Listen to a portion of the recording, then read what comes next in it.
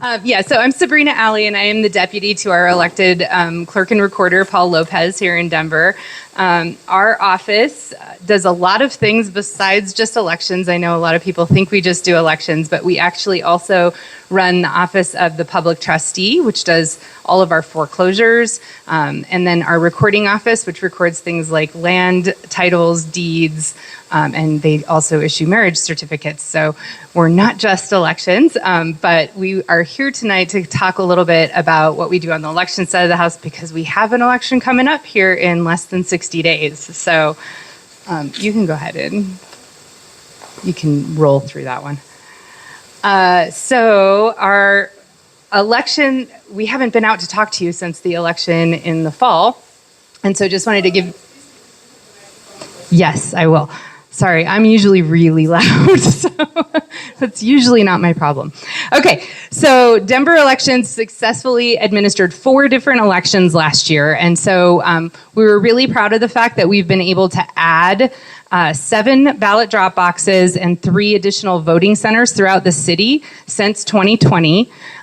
So last year we had a total of 38 drop boxes and 35 they're voter service and polling centers, VSPCs, in Denver. We received and counted accurately 608,000 ballots last year. The November general election was 369,452 ballots cast. And one of the things I always like to share with people, because I'm still relatively new to the office, is that I am flabbergasted by the fact that we have a 0 error rate. We do not make mistakes in our counts. When there's a question, we stop that ballot in the process and we get whatever we need verified. So that is a high standard when you're counting that many different pieces of paper. Our November election, we also had over 1,000 election judges, and that's a big part of our office. We only have 69 full-time employees in our office, but we staff an additional 1,000 people for a general election who come in and help us for about 22 days before the election when we open ballot boxes and help us do all of that work. So huge kudos to them. Go back one, sorry. Our quick comparison between 2020 and 2024, just so you can see, our registered voters has increased by about 20,000. We're actually over 500,000 at this point in Denver. Ballots cast was actually down, so our turnout was down in 2024 compared to 2020, which is a little wild because 2020 was the pandemic. So turnout was down, even though we had additional boxes, additional polling centers, and again, we had just under 1,000 election judges this past election. So looking at that turnout, in the 2024 general election, 23% of our registered voters did not vote. And there were some key challenges to that. So 28% of our unaffiliated voters didn't cast their vote. That's a group that we can do a much better job of reaching out to and getting them to turn out. So we're working on that. We also saw that almost 43% of our young voters ages 18 through 25 didn't cast their vote. Interestingly, this is way up from the past, but it's still really poor turnout. 43% of our ballots were cast on the day before Election Day and Election Day. That slows down our counting a lot. It makes it a lot harder for us to have accurate results when the polls close at 7 o'clock and we report our initial results. And it actually slowed us down pretty significantly this year because we also have the Veterans Day holiday that follows that, and we had bad weather. And so our election judges don't always come in those following days. So it can really slow us down in our final count. The biggest point of interest to us in this past election was that the method of voting changed significantly. So typically in Denver, we have less than 5% of our citizens vote in the polling centers. People love to throw their mail ballot back in the mail to us or drop it in a drop box. And so we typically see almost all of our ballots come in that way. But this year, that jumped from less than 5% to 9.4% of ballots cast were in person in the voting centers. Interestingly, they were mostly young people. I have a theory on that. Just a guess, this is the crew that didn't get to do prom or graduation in person. So I think maybe they were like, I'm gonna vote in person. Just a guess. My kiddo is 19, so. So in your district, City Council District 5, these are the numbers specific to District 5. So we had 38,000 plus ballots cast here. That was an 83% voter turnout rate. 16% of our registered voters didn't return their ballots in this district. And you can see the breakdown there between Dems, Republicans, and unaffiliateds. Democrats turned out more than Republicans and more than unaffiliated. 20% of our ballots were cast on Election Day. Help us out. Do it early, please. We open the polling centers early. Come out early if you want to be at a polling center, or drop it in the box early. Don't wait till the last minute. City Council District 5 turnout. So this is hard to see, but I hear we're going to share this presentation out with you all. But again, that shows your ballots cast being at 38,000, unreturned ballots 7,654, and then you can see Republican ballots cast, Dem ballots cast, unaffiliateds, and then minor parties. And then this is the map citywide. We're flipping from general election to the last coordinated election. So this fall is a coordinated election. The last one was in 2023, and this is what our turnout map looked like. So we had high turnout where it's dark blue, medium in the kind of middle range, light blue is our low voter turnout. So you can see that out in East and Northeast Denver, turnout's pretty low actually. All right, here's our timeline for 2025 for this fall. October 10th, coming right up. Ballots will be mailed. That's 22 days before the election. On October 13th, we will open all of our drop boxes. Keep in mind when we mail ballots, some people will get them that day, some people will not get them for a couple days later. So that's not unusual. We try to mail them as early as we can to make sure that people have them 22 days, or at least 20 days before the election. October 13th, the ballot drop box is open. And that is also the deadline that you have to be a Colorado resident in order to register here. You can register the same day you vote, including on Election Day in Colorado. So you just have to prove that you've been a resident here for at least that number of days. So October 13th, you have to be a resident in Colorado to vote here. October 20th is when we open our first polling center, and that is at the Webb Building downtown.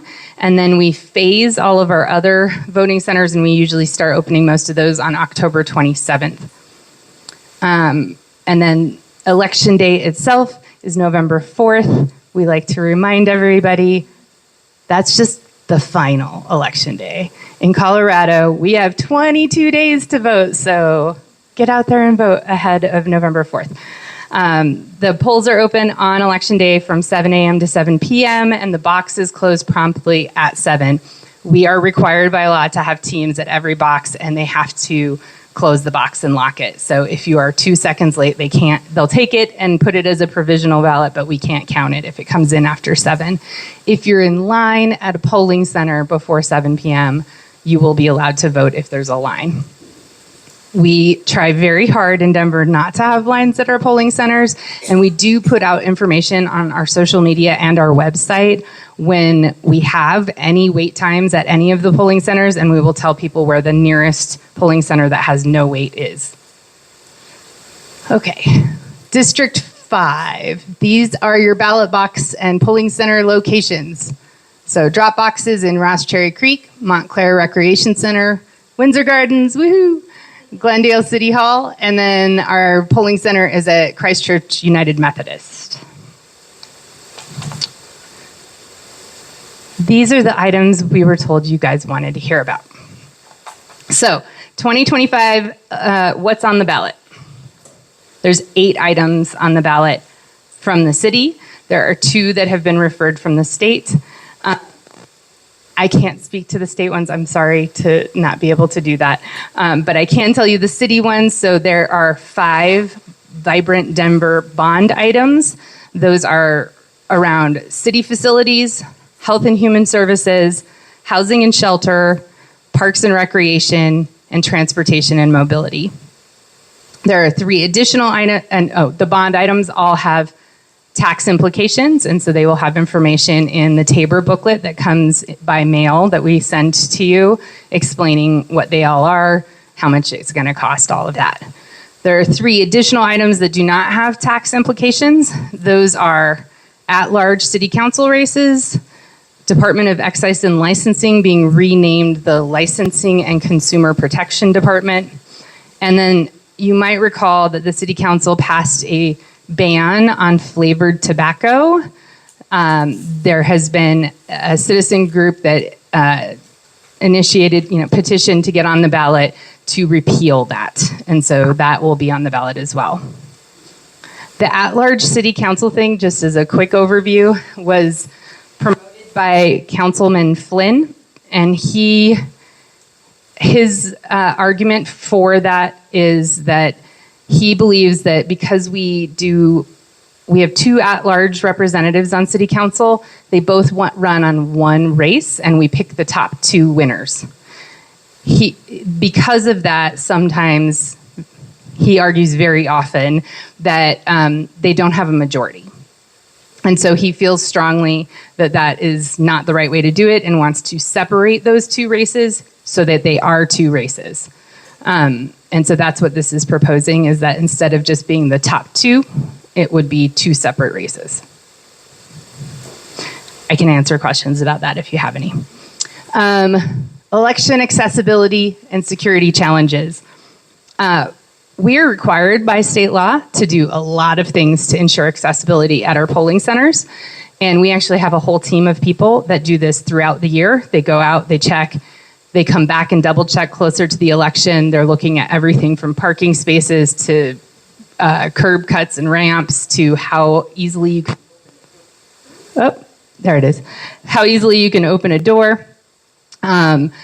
We work really hard on making sure that everything is accessible at our polling centers, and we also do those checks on our ballot drop boxes as well.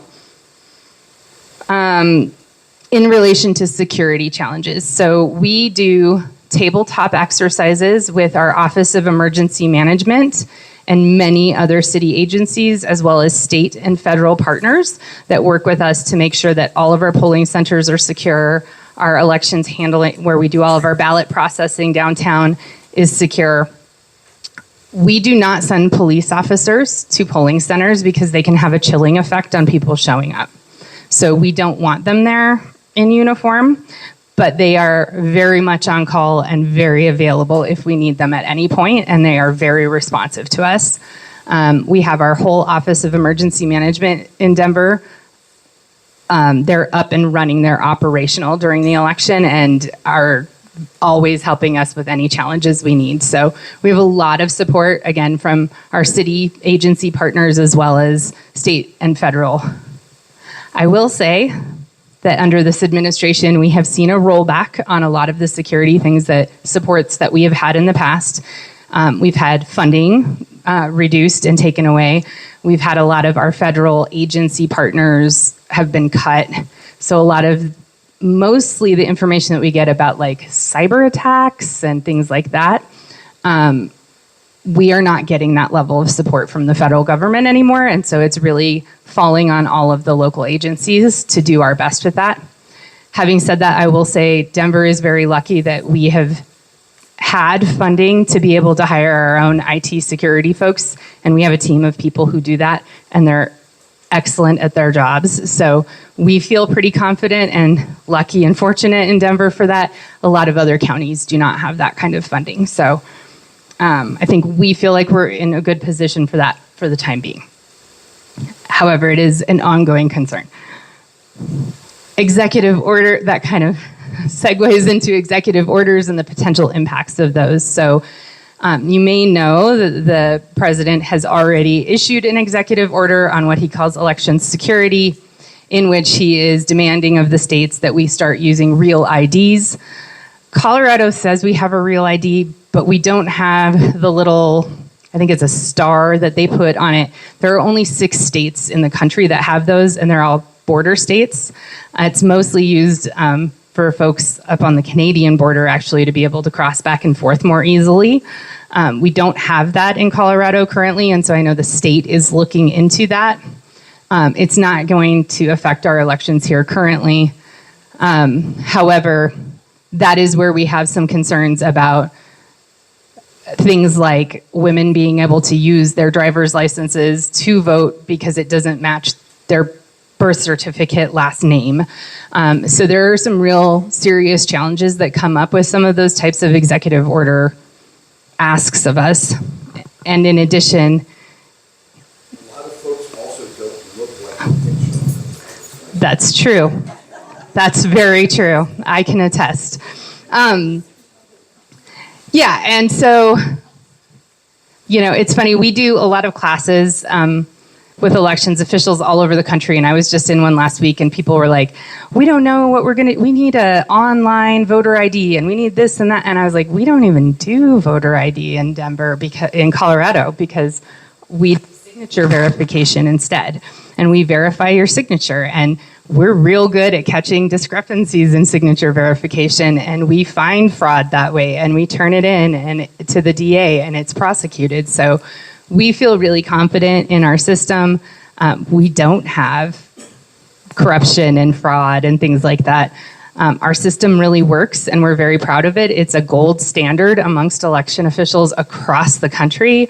Everywhere we go, people ask us how we do what we do here. Yeah. When I was going to vote, my old driver's license had my middle name with just an R, and my new driver's license had Ruth. And I actually heard from them, Paul Lopez, questioning if I was one and the same person. So you do have a really good system. Thank you. Yes, it's robust. In fact, my daughter just got her driver's license, and she got mailed a little thing saying, we need you to verify your signature. So, yeah, I'll take them in just 1 minute. So the other executive orders, you've heard him start talking, the president start talking a lot about, we're going to get away from mail voting, right? We just heard Space Command is going to be moved because he doesn't like mail voting in Colorado. Again, we believe we are a gold standard across the country. Every other jurisdiction feels that way as well. Mail voting works. It works because it enfranchises voters. It makes it easy and convenient. And I think the federal administration doesn't like that because more people vote. And the harder we make it, the fewer people that will vote, and only those most privileged will be able to vote. And so we are very concerned. We are watching those executive orders. We're watching the proposals that are coming through. So you may have heard of the SAVE Act or the MESA Act. Those have been already proposed in Congress. We are thoroughly examining those, and we do tabletop exercises, and we basically war room. What would happen if this went through? So I will tell you that our worst nightmare is if the MESA Act passes, which it sounds like is what the president would like to pass. It does away with us mailing you ballots and you mailing them back to us. It requires, under the MESA Act, and again, he hasn't said exactly what a new executive order would say, so we have to sort of guess, but the MESA Act says all voting has to happen in a polling center, in a precinct, and the counting has to happen there too. We know that that's actually one of the most inaccurate ways to do our counting. But if that happened, right now, we open 38 polling centers in Denver. We have 301 precincts in Denver. So we would have to, that's 10 times as many polling centers that we would have to open and staff. And there would be lines. And there would be errors. But we are doing our very best to prepare for that possibility. If that happens, we will have to ask the city for a significant amount more money to be able to make that happen. We're trying to run the numbers and figure out exactly how much that would cost. Part of that is always dependent on how much you staff, right? And if you have not enough staff at a polling center, then you have longer lines. So it's always going to be a balancing if you're going to a purely polling center system of how long do you want the lines to be and how much can we afford to staff them. Okay, which leads to the next slide. The mayor's 2026 proposed budget. We are an independently elected office. The clerk is independent of the mayor. However, and by city charter, it explicitly says that the city council is required to fund the budget that we need to meet our statutory duties to administer elections, foreclosures, and all of our recording responsibilities. The mayor says, the charter also says that he has to balance the budget. And his plan for balancing the budget has been that we will take, so we took $1 million, we're a tiny, tiny city agency. Like I said, we have 69 employees. Our budget this year was $15 million to run a coordinated election. We have 2 elections next year that are much bigger elections. Coordinated elections, we anticipate less than 30% turnout. Typically, a general election, a midterm, in this climate, with this much at stake, we're expecting well over 80% turnout next fall. They're bigger elections. That means we need more polling centers, more people to run them so we don't have lines, more people to process our ballots. So it's more expensive to run bigger elections with higher turnout. We also have 2 elections next year because we have the midterm and we have a primary that happens in the spring.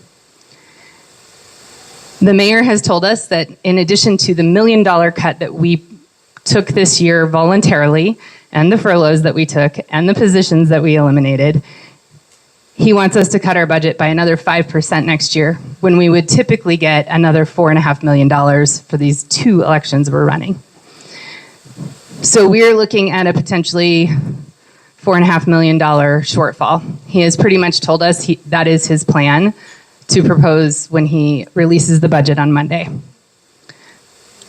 If that happens, there is no amount of staff we can cut from our office that's going to make up a $4.5 million deficit because we don't have enough staff. Even if we cut a few, it doesn't make up that much. The only thing our office can do at that point, because we run so thin anyway, is we will have to start closing ballot boxes and polling centers.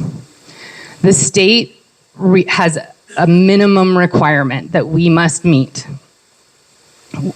Clerk Lopez's vision has always been to open more, to make it more accessible, to make it easier so that ballot boxes aren't a mile away.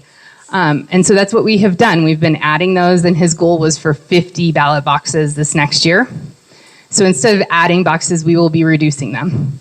It will hit the primary the worst because that is where we will basically have to, under that budget proposal, cut down to the minimum required by state law. So that means in the primary, instead of the 17 polling centers we had planned to open throughout the city, we will only be able to open 5. And they will be at the Webb building and the 4 college campuses that we are required by law to be at. None of them have parking lots. We would have to. Under this budget, we would have to. There is no way for us to open those polling centers under this proposed budget. That is not what we want to do, and we are fighting really hard. We have met with the budget office and the mayor's office many times, and we have basically been told, too bad, figure it out. So we are working with city council. We have met with most of the city council members, and we are asking city council because the mayor proposes the budget to city council. City council ultimately approves it, and they can make amendments. So we have asked city council to propose a budget amendment to get us as close to what we need as possible so that we do not have to make drastic cuts like that. We have a lot of support, but they are going to need to hear from you. And so we are going to be sending out information and asking folks like you to please help us contact City Council. Don't be angry and banging your fists because they get real, upset about that. We're pleading with them. I keep joking, you're our only hope, Obi-Wan. So we are telling them we really need this budget amendment. And we understand they have a lot of very difficult decisions to make with a $200 million budget deficit next year. But the $4.5 million we need to secure our democracy right now in this country, it is just not a risk that's worth taking. And so we feel we have a lot of support from them. We're very hopeful that they will do their best to get us as close to what we asked for, if not totally there. It won't affect, go ahead. Yes, anything, absolutely. They have hard decisions to make, right? And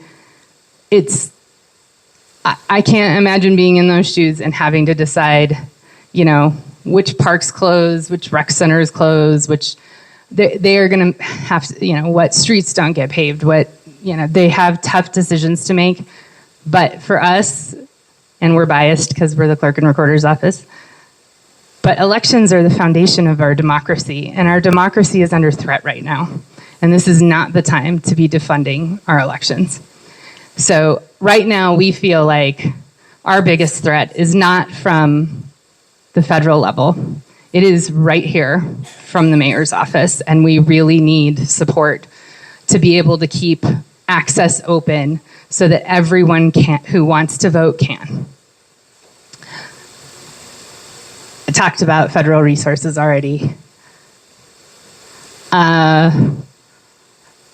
We are concerned about mis and disinformation. You hear it all the time. Oh, elections are inaccurate and mail voting is inaccurate.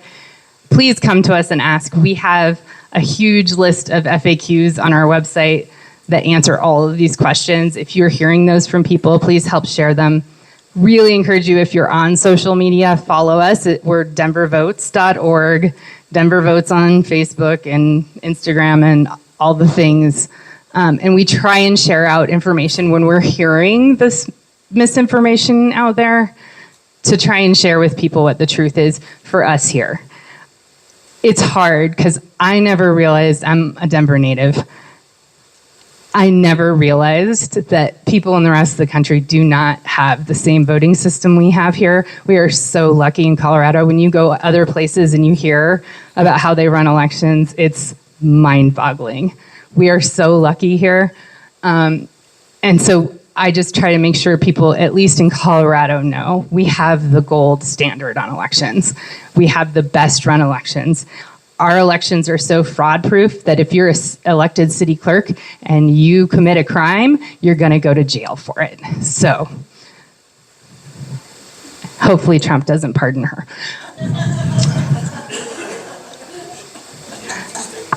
I think that was it. Do we have anything else?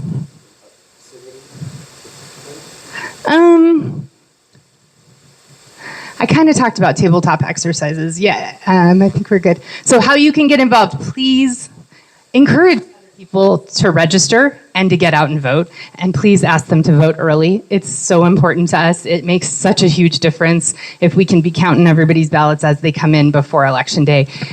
It's just hugely helpful. Sign up to become an election judge. It's super fun. You can do 1 day or you can do 22 days and we pay. And Denver's minimum wage isn't too bad anymore. Get the facts from trusted sources and help combat that misinformation. Like I said, if you follow us on social, you can just share our posts. It's super easy. Wear your vote buttons and stickers, yard signs, whatever you need. I think Gustavo brought a lot of our stuff with us tonight, so please take some. Share information with your networks and your friends and your families. And the most important thing you can do really is host a voting party with your friends. When you look at the research on what makes the difference between why a person will vote and why they won't, it's usually because people are intimidated. The language on ballots is terrible. It's all legalese. It's hard to understand.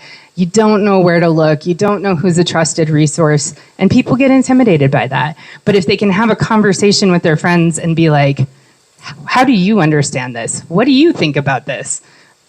It makes it easier for people to make a decision. So we highly encourage that. It's a fun thing to do, and it's easy, and then you get to see people too. All right. With that, question. Yeah. We have a couple questions and then a lot of just comments, which Okay. I'll hand to you and you can read them. So will we be able to vote early if we turn to only voting in person? Who knows? Well, again, it depends on what finally gets passed. The MESA Act does not allow early voting. And Trump does not like early voting at all. They don't want to allow it. And there are many states that only vote on election day.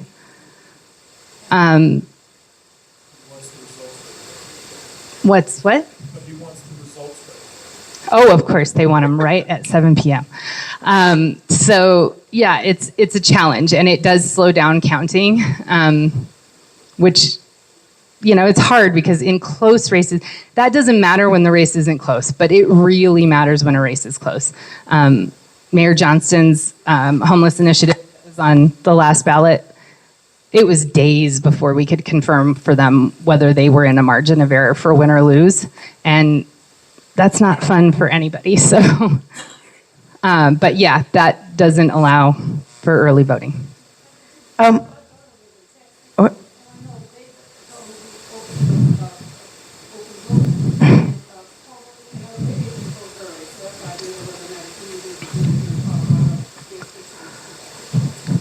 Yeah, and again, it will totally depend on what passes. So we're just speculating. We're just speculating at this point. But the MESA Act, for example, which is kind of the most extreme worst case scenario, does not allow that. Okay, next question.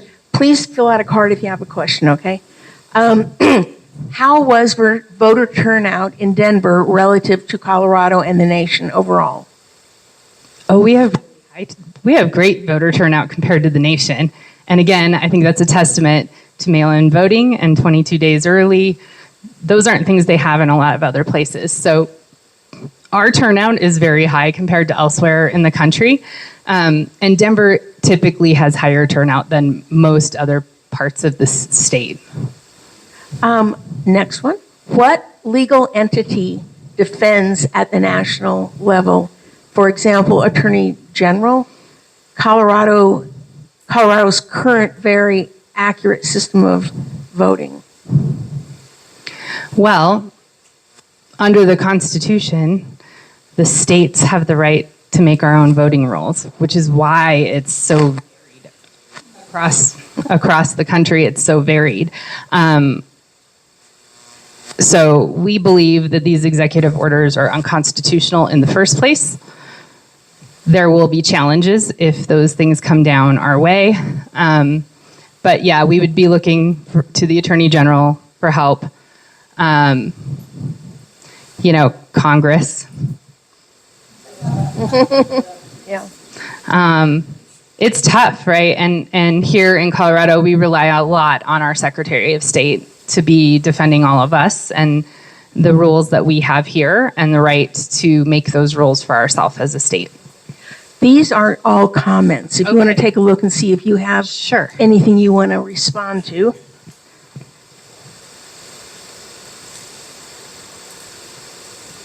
Having worked as an election judge at the last 10 elections, gasp, less staff is scary. Yep, it is. Our election judges are amazing. They're heroes, and they're unsung. So thank you, first and foremost. And we're doing everything we can. The other thing I didn't really mention is beyond, I'm sorry, I forgot to mention this. Beyond reducing the number of polling centers and ballot boxes, right? We'd have to reduce our ballot boxes as well, probably one in each district.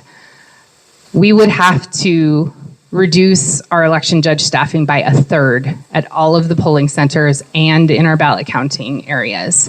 That's a lot, and it means there will be lines, no matter what we do, if that budget holds.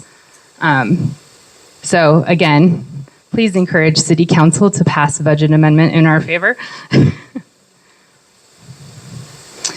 Is it the right time to launch $1 billion debt when we just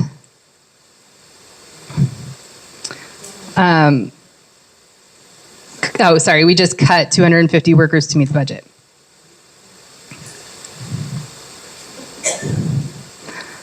Well, that would just be a personal opinion if I answered that. But I think, again, to our point, we understand that the city has to make tough decisions. You all may know, but Clerk Lopez was the city councilman for 12 years. He has passed 18 budgets. He's 18 different budget processes with the city. He's very familiar, and they have to make hard decisions, and we totally understand that.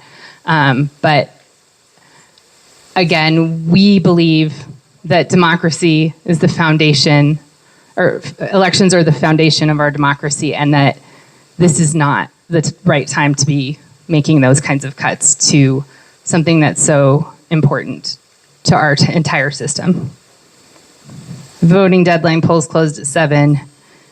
We don't accept ballots at 7:01. That's true.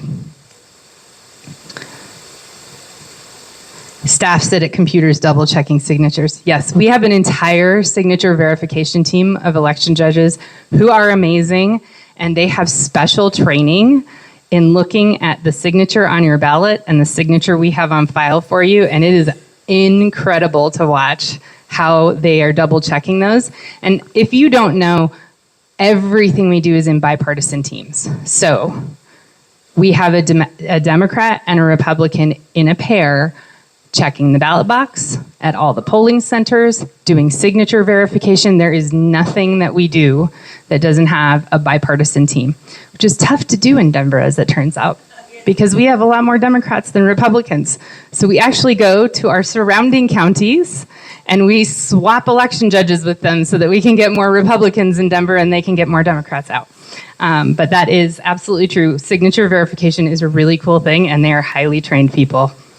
And if we find an error in your signature, just so you know, you get 8 days to cure it. So we do contact you, we let you know right away, and we just ask that you get in touch with us so that we can get your new signature on file. There are election center tours. Thank you for reminding me. If you want to come down to the Denver Elections Division, we're just south of the City and County Building on 14th and Bannock. We do tours, and we usually try and do them for groups, but if you are an individual and you're interested, if you contact me, I can give you my card. I actually schedule all the tours, and I can just add you to another one that we have going on. But they're most fun once that 22 days before the election starts and things are coming in and you can see the process. We'll take you through if you really want to see when nothing's happening, but it's not. It's cool. You can see our machines that everything goes through. They scan the signatures on those ballots so fast, it is unbelievable. And I always say, I think it's crazy that we have machines that can do that kind of thing, but you know what they can't do? They can't take the ballots out of the envelopes. So we have people actually sitting there just taking ballots out of envelopes and straightening them. That's all they do. But there's no machine to do that. So you can come see how the votes come in, how they're separated, how we imprint them so that we can do audits on them. We are audited by the Secretary of State's office. They check hundreds and sometimes thousands of our ballots. They make us pull them and prove that what we recorded for that ballot is in fact what was on the ballot.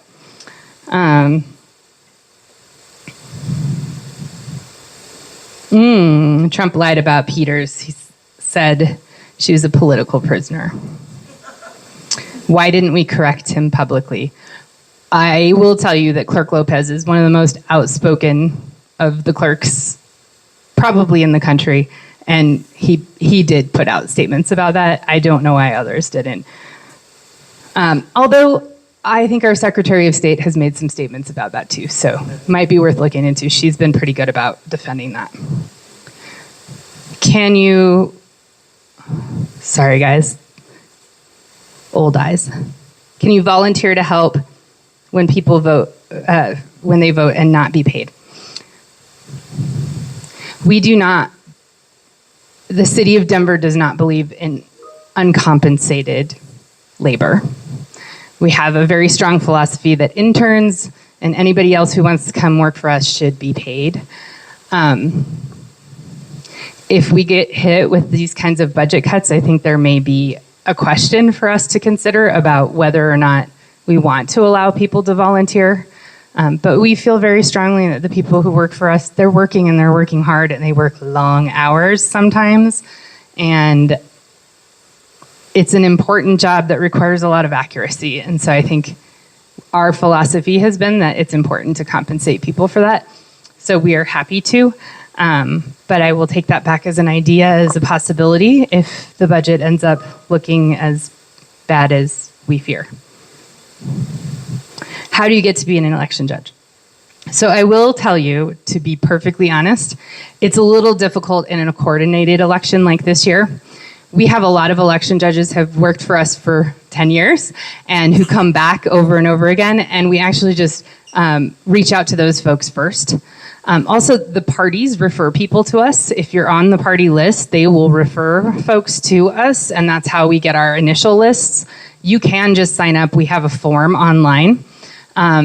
In small elections, because we have so many folks who come back time and again and have already been trained, and many have become experts in their areas, we typically reach out to them first. And I will also tell you, as Democrats, we already have too many Democrats mostly, and so if you're a Republican or you're unaffiliated, you're more likely to get to be a new hire for our election judges because we're always short on how many we need to balance that bipartisan need that we have. But do sign up, and especially for things like the general elections, the midterm, we definitely always need people because over 1,000 people, it's hard to get folks to come in. So please do check out the website, denvervotes.org. There's links there that take you right to the application form, and then our hiring team will be in touch. It's really fun. We're a fun team, and we feed people. There's food galore in our office. Anything else? Yes. I'm not sure why my card was not given to you, but you told us that Colorado does not have the real identity star in the top right. Is it this? We may have the star. Okay. It may not be the star. There's, and I'm sorry, it's confusing because we do call it a real ID in Colorado, and it does have that star. There's some other symbol that they put on them, I think, that says you're a citizen. And it's only they only have it in 6 states, and we are not one of them. So I apologize that I misrepresented that, but it is, our IDs don't qualify for what they're asking us to do. So the state would have to change that. The Trump administration. Yeah, that's what I was just saying. I think I messed up in saying that they do have, ours do have a star, but I think that what the Trump administration has asked for in that executive order is that we have the real ID that verifies citizenship.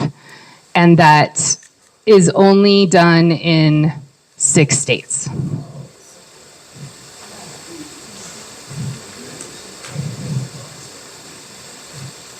Whomever?